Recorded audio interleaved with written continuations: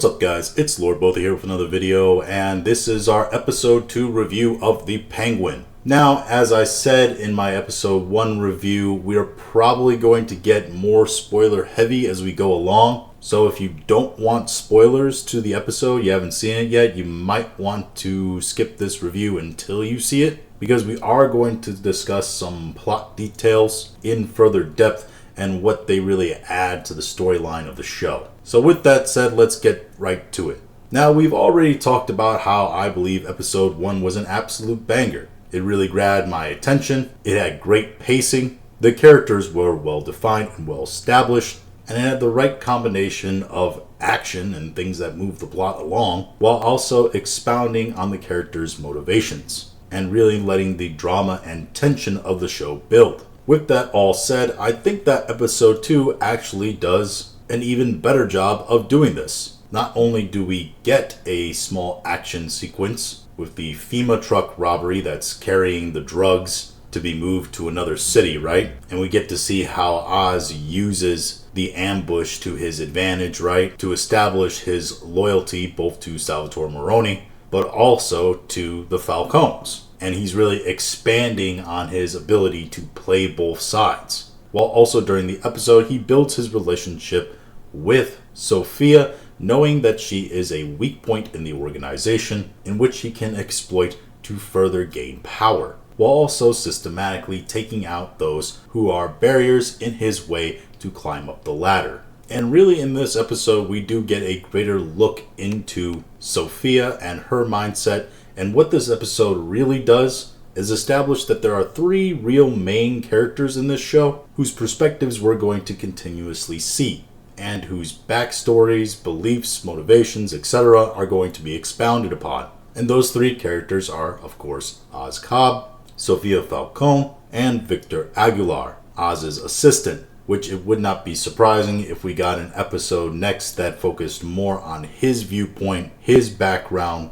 what really is in it for him to continue on this way besides just survival, even though it seems like the Penguin has given him at least some opportunity to walk away. But there's definitely more to Vic's character, and that needs to be expounded upon, and I'm sure it will be either next episode or the episode that follows, because we do get some brief moments. The party in this episode where he talks to the girl about where he lives in the city and how it's absolutely destroyed by the flood. We get him longingly looking at those missing posters put up on the telephone pole, and we get him looking at his phone to what looks to be a family member or something like that, trying to call him. There's definitely more to his motivations than just trying to attain power and wealth, just as the same as Oz Cobb. It's also well established in this episode that everyone outside of the family and inside the family, to some degree,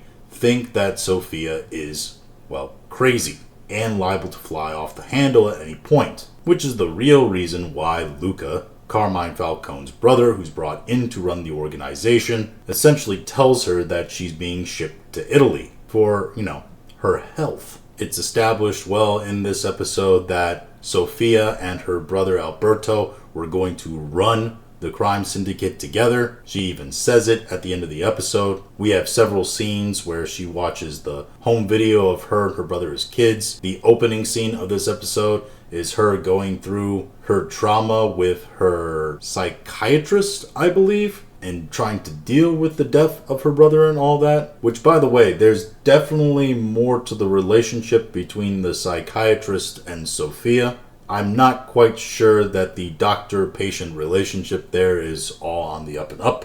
Speaking of mental health, Oz Cobb is dealing with his mother having dementia, which was kind of hinted at in episode 1, but definitely made quite well aware in this episode. She's found wandering outside with no coat on in the cold by her landlord, and Oz has to come and talk her down. They do this sequence where they dance together because apparently when Oz Cobb's brothers died, his mother was extremely depressed, and the only way she got out of her depression was going to jazz clubs with Oz, where they would dance the night together. So they're really establishing well that Oswald Cobb, while being a vicious gangster, is also playing the role of dutiful son.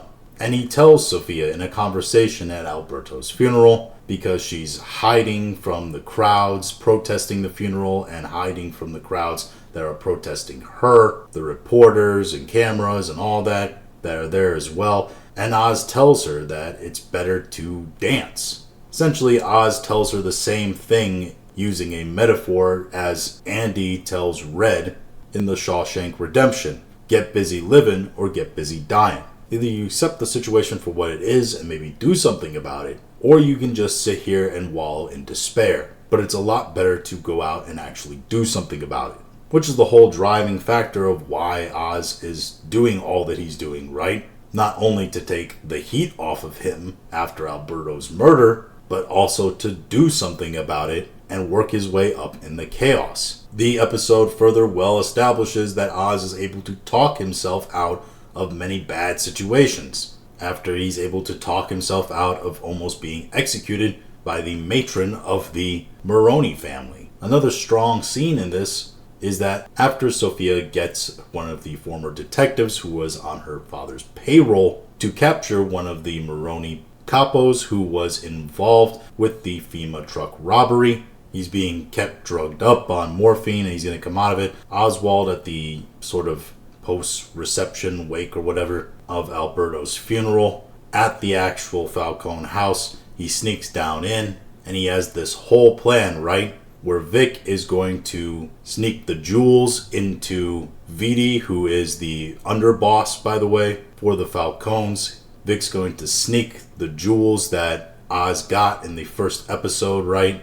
From the safe that Alberto kind of caught him getting. Vic's going to take those jewels, put them in Vidi's car, and Oz is going to tell the Maroney capo to tell Sophia Falcone that it was actually Vidi who they were working with. He is the rat, because Sophia is a clever woman and she quite clearly establishes, and the family accepts it, that there is a rat within the Falcone family. Of course, none of them know that it is the Penguin. So Oz is setting up Vidi to look like the rat. Unfortunately, Vic fails to put the jewels in Vidi's car, so Oz then has to kill the Maroney capo, and in a scuffle, after the body is discovered and all the people from the truck operation are rounded up together, because the only person, of course, that would kill this man is the rat. Like I said, there's a scuffle, and Oz cleverly puts his knife that he used to kill the Maroney capo in the pocket of Sophia's bodyguard, not Vidi. Sophia's bodyguard, of course, the most trusted person she has next to her. Eliminating him puts Oz at a more strong position for Sophia to talk and rely on him. And also, Oz probably doesn't like the guy because this is the guy who tortured him in episode 1. When the knife is discovered on the bodyguard, it's very quickly assumed by everybody that he is the rat, and Luca Falcone shoots the bodyguard, which Sophia doesn't like because she feels that it should have been her that did it as vengeance for her brother, because it's assumed he also was the one that killed her brother, right? The whole scene and Oz's operations in it well establishes that Oz is not just good at long-term planning. He's also good at thinking on the fly, coming up with quick solutions to problems as they arise. This scene did this, as well as the FEMA truck robbery scene, in which he's supposed to be in the back car, right? While the Maroneys come in, they rob the FEMA truck and make off with it. But Vidi makes sure that Oz is in the actual FEMA car, so Oz ends up having to be the one to kill the guards in the FEMA truck and find a way to escape alive, while also making sure that the Maroneys get the FEMA truck. And he does that by also saving the bodyguard that he will later blame as the rat, which further solidifies his position as a loyal member of the Falcone family, despite the fact that we all know that's far from true. Finally, the best scene I think in this episode is the scene where Oswald and Vic have to bury both the bodies of the Maroney capo and Sophia's former bodyguard. And while they're doing this, Oz Cobb goes full De Niro or Joe Pesci in a mobster movie. He tells Vic to drop the shovel and lay down on top of the bodies in the hole. and he tells him to look at the bodies. And he essentially tells him, you see this is where you belong. This is what happens when you fail. He says, not only are these two schmucks dead that didn't have to be, he also had to plant the jewels, because he does put the jewels in the bodyguard's apartment, giving him a motive for why he killed Falcone, just like he was going to give Vitti a motive. He had to plant the knife on the bodyguard, and he's essentially establishing, see Vic, this is what happens. When you fail, it's extra work for me, and people who aren't supposed to die end up dead, and that could also be you. And I think Vic learns quickly that there is pretty much no room for error in this business. It really is do or die. And I think it's going to be a transformative moment for the character of Victor Aguilar. After that scene, Oswald meets with Sofia Falcone, and they decide to partner together, as he's been trying to work on a partnership with her throughout the episode, and they're going to work together to try to eliminate the higher-ups of the Falcone family so they could establish themselves as leaders of the mafia. However, as we all know, Oswald will clearly suffer no one else at the top but him, and it seems that Sofia's fate is to play the vengeful schmuck, as Oz might say, that he rides all the way to the top, eliminating his enemies as they go, till he eventually eliminates her. But we'll see how the episodes play out as they go.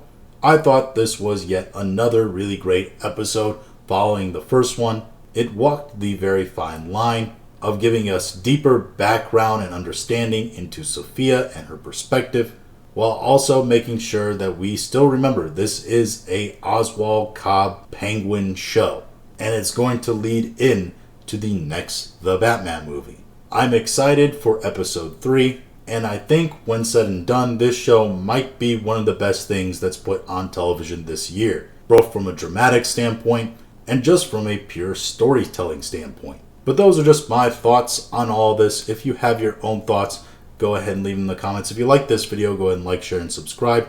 If you didn't like this video, I appreciate you watching all of it, and we'll talk to you again later.